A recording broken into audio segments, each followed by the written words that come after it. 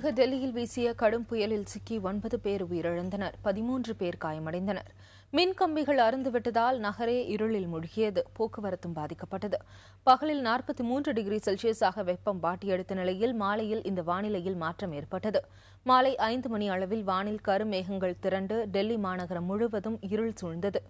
இடி மின்னலுடன் புழுதிக்காற்று வீசியதால் பல வீடுகளில் கூரைகள் பெயர்ந்து விழுந்தன. வீடுகளின் சுவர்களும் மரங்களும் சாய்ந்தன.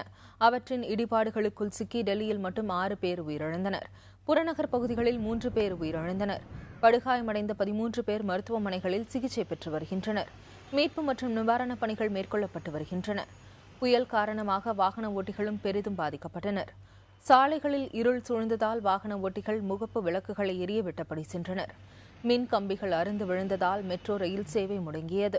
மணிக்கு 114 கிலோமீட்டர் வேகத்திற்கும் அதிகமாக காற்று வீசியதால் ஒரு சில பகுதிகளில் மரங்களும் சாலையோர அலங்கார தூண்களும் முறிந்து விழுந்தன.